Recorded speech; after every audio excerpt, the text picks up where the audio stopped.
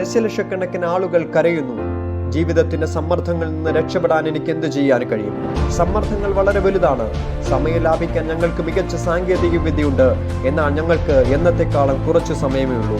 യാഥാർത്ഥ്യത്തിൽ നിന്ന് രക്ഷപ്പെടാനുള്ള ഉപബോധ മനസ്സാണ് എസ്കേപ്പിസം. ഇയ്യോ പറഞ്ഞു, എന്റെ ദിവസങ്ങൾ പ്രതീക്ഷയില്ലാതെ കഴിഞ്ഞു. യെശയ്യാ പ്രവാചകൻ പറഞ്ഞു, യുവാക്കൾ പോലും തളർന്നും ക്ഷീണിച്ചും പോകും. ഹാബേലിനെ കൊന്ന കായീന്റെ ജീവിതത്തിൽ ഭയങ്കര കുറ്റബോധമുണ്ടായിരുന്നു.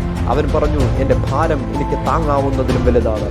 ബൈബിളിൽ വളരെയധികം കഷ്ടപ്പാടുകൾ അനുഭവിച്ച ഇയ്യോബിന് മരിക്കാൻ ആഗ്രഹമുണ്ടായിരുന്നു. ആയിരക്കണക്കിന് ആളുകൾ ഏതെങ്കിലും തരത്തിലുള്ള മാനസിക രോഗങ്ങൾ അനുഭവിക്കുന്നുണ്ട്. നമ്മെ പീഡിത തലമുറ എന്ന് വിളിക്കുന്നു. വീട്ടിലെ പിരിമുറുക്കം, ജോലി സ്ഥലത്തെ പ്രശ്നങ്ങൾ, ആരോഗ്യ പ്രശ്നങ്ങൾ, ജീവിതത്തിന്റെ രണ്ടറ്റവും കൂട്ടിമുട്ടിക്കുക. നമുക്ക് ജീവിതത്തിൽ നിലവിളിക്കാൻ ആഗ്രഹമുണ്ട്. ജീവിതത്തിൽ നിന്ന് രക്ഷപ്പെടാൻ നമ്മൾ ആഗ്രഹിക്കുന്നു. സങ്കീർത്തനക്കാരൻ പറഞ്ഞു, അയ്യോ, എനിക്ക് ഒരു പ്രാവിനെ പോലെ ചിറകുണ്ടായിരുന്നെങ്കിൽ എന്ന് ഞാൻ പറഞ്ഞു. അപ്പോൾ ഞാൻ പറന്ന് വിശ്രമിക്കുമായിരുന്നു. നിങ്ങൾ അത് പറഞ്ഞിട്ടുണ്ടോ? എന്റെ പ്രശ്നത്തിൽ നിന്ന് പറന്നുയരാനും അതിൽ നിന്ന് മാറി വിശ്രമിക്കാനും ഞാൻ ആഗ്രഹിക്കുന്നു. രക്ഷപ്പെടാനുള്ള സങ്കീർത്തനക്കാരന്റെ ആഗ്രഹം ഇന്ന് ലോകത്തിന്റെ നിലവിളിയായി മാറിയിരിക്കുന്നു. എന്നാൽ നിങ്ങൾക്കൊരു വഴിയുമുണ്ടെന്ന് തോന്നുന്നില്ല. ആ ആളുകളോട് യേശു പറഞ്ഞു, ഞാനാണ് രക്ഷപ്പെടാനുള്ള വഴി. യേശു പറഞ്ഞു, ഞാനാണ് വാതിൽ. ഞാൻ മുഖാന്തരം ആരെങ്കിലും അകത്ത് കിടന്നാൽ അവൻ രക്ഷിക്കപ്പെടും. കർത്താവായ യേശു ക്രിസ്തുവിൽ വിശ്വസിക്കുക, എന്നാൽ നീ രക്ഷിക്കപ്പെടും. യേശു പറഞ്ഞു, ഞാനാണ് വഴിയും സത്യവും ജീവനും. എന്നിലൂടെ അല്ലാതെ ആരും പിതാവിന്റെ അടുക്കൽ വരുന്നില്ല. ദൈവത്തിന്റെ ദൃഷ്ടിയിൽ മനുഷ്യനൊരു വ്യക്തിയാണ്. അവൻ സ്നേഹിക്കുന്ന ഒരു വ്യക്തിയായി ദൈവം നിങ്ങളെ കാണുന്നു. അവൻ നിങ്ങളുടെ തലയിലെ രോമങ്ങളെ എണ്ണിയിരിക്കുന്നു. കുരുവി വീഴുന്നത് പോലും അവൻ കാണുന്നു. അവൻ നിങ്ങളെ സ്നേഹിക്കുന്നു. അവന് നിങ്ങളോട് താല്പര്യമുണ്ട്. നിങ്ങൾ അവനോട് സംസാരിക്കണമെന്ന് അവിടുന്ന് ആഗ്രഹിക്കുന്നു. നിങ്ങളുടെ പ്രശ്നങ്ങൾ എന്താണെന്ന് അവനോട് പറയുക. അവൻ നിങ്ങളെ സഹായിക്കും. അവിടുന്ന് നിങ്ങളെ വളരെയധികം സ്നേഹിക്കുന്നു. അവൻ നിങ്ങൾക്കായി കുരിശിൽ മരിച്ചു. നിങ്ങൾക്കായി അവിടുത്തെ രക്തം ചൊരിഞ്ഞു. നിങ്ങൾ നിങ്ങളുടെ പാപങ്ങളെക്കുറിച്ച് അനുതപിക്കുകയും അവനെ നിങ്ങളുടെ ഹൃദയത്തിൽ സ്വീകരിക്കുകയും ചെയ്യുന്നുവെങ്കിൽ നിങ്ങൾ രക്ഷിക്കപ്പെടും. നാം സ്വർഗത്തിൽ പോകും.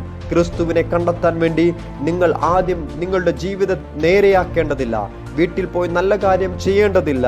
നിങ്ങൾ ക്രിസ്തുവിന്റെ അടുക്കൽ വന്നതിന് ശേഷം അവിടുന്ന് നമ്മെ നേരെയാക്കുന്നു. ഒരു ഡോക്ടറെ സമീപിക്കുന്നതിന് മുമ്പ് നാം സ്വയം സുഖപ്പെടുത്തേണ്ടതില്ല. ഡോക്ടർ രോഗികളെ കാണുന്നു. ഡോക്ടർക്ക് ആരോഗ്യമുള്ളവരെ കാണുന്നില്ല. യേശുവിനെ മഹാനായ വൈദ്യൻ എന്നാണ് വിളിച്ചിരിക്കുന്നത്. അദ്ദേഹം പറഞ്ഞു, ആരോഗ്യമുള്ളവർക്കല്ല, രോഗികൾക്കാണ് എന്നെ വേണ്ടത്. നാം എല്ലാം പാപികളാണ്. അന്ധനായി തന്നെ യേശുവിന്റെ അടുക്കൽ വന്നു. കുഷ്ഠരോഗി ഒരു മാറ്റവുമില്ലാതെയാണ് യേശുവിന്റെ അടുക്കൽ വന്നത്. നിങ്ങളായി തന്നെ യേശുവിന്റെ അടുക്കൽ വരാം. നിങ്ങൾ പോയി ഒന്നും നേരെയാക്കേണ്ടതില്ല. നിങ്ങൾ വസ്ത്രം മാറാനും നിങ്ങളുടെ ഞായറാഴ്ച മികച്ച രീതിയിൽ ധരിക്കാനും പോകേണ്ടതില്ല. നീ ഉള്ളതുപോലെ വന്നാൽ മതി. കർത്താവേ, ഞാൻ ക്രിസ്തുവിനെ ആവശ്യമുള്ള ഒരു വ്യക്തിയാണ്. എനിക്ക് ക്രിസ്തുവിനെ അറിയണം. വിശ്വസിക്കാൻ ഞാൻ എന്താണ് ചെയ്യേണ്ടത്? ഒരു കൊച്ചുകുട്ടിയായി മാറാൻ തയ്യാറാകണം. പുതിയ നിയമത്തിലൂടെ ബൈബിൾ പറയുന്നു, വിശ്വാസത്താൽ നാം ദൈവരാജ്യത്തിൽ പ്രവേശിക്കുന്നു. അതിനാൽ വിശ്വാസത്താൽ നീതീകരിക്കപ്പെടുന്നു. നമ്മുടെ കർത്താവായ യേശു ക്രിസ്തു മുഖാന്തരം നമുക്ക് ദൈവവുമായി സമാധാനമുണ്ട്. എഫെസ്യർ 2 പറയുന്നു, ഇപ്പോൾ കൃപ എന്നാൽ നിങ്ങൾ സമ്പാദിക്കാത്തതെന്നാണ് അർത്ഥമാക്കുന്നത്. നിങ്ങൾ അതിനായി പ്രവർത്തിക്കുന്നില്ല. നിങ്ങൾക്ക് സ്വർഗത്തിലേക്കുള്ള വഴി പ്രവർത്തിപ്പാൻ കഴിയുകയില്ല. നിങ്ങൾക്ക് സ്വർഗത്തിലെത്താൻ തക്ക നന്മ നിങ്ങളുടെ പക്കലില്ല. വിശ്വാസം എന്ന വാക്ക് പ്രതിബദ്ധത, കീഴടങ്ങൽ എന്നിവയെ സൂചിപ്പിക്കുന്നു. നിങ്ങൾ ക്രിസ്തുവിൽ വിശ്വസിക്കുന്നു. വിശ്വസിക്കുക എന്നതിൻ്റെ അർത്ഥം നിങ്ങൾ നിങ്ങളുടെ ജീവിതം അവനിൽ സമർപ്പിക്കുന്നു എന്നതാണ്. നിങ്ങളുടെ ഭാവിക്കായി നിങ്ങൾക്ക് ഒന്നും കരുതാൻ കഴിയുകയില്ല. ഒരു കൊച്ചുകുട്ടി ഇപ്രകാരം പറഞ്ഞു, നിങ്ങൾക്കറിയാമോ, ഈ ജീവിതം ചെറുതാണ്. എന്നാൽ ഞാൻ കേട്ടതിൽ നിന്ന് നിത്യത വളരെ നീണ്ടതാണ്. നിത്യതയ്ക്കായി തയ്യാറെടുക്കാൻ സമയം ചെലവഴിക്കുന്നതാണ് നല്ലത്. കാരണം അടുത്ത മണിക്കൂർ എന്താണ് കൊണ്ടുവരാൻ പോകുന്നതെന്ന് നമുക്കറിയില്ല. അടുത്ത ദിവസം എന്താണ് സംഭവിക്കുന്നത് നമുക്കറിയില്ല. ഇപ്പോൾ സ്വീകാര്യമായ സമയമാണ്. ഇന്ന് രക്ഷയുടെ ദിവസമാണ്. നിങ്ങൾക്ക് കഴിയുമെങ്കിൽ അതിനെ സ്വീകരിക്കുക.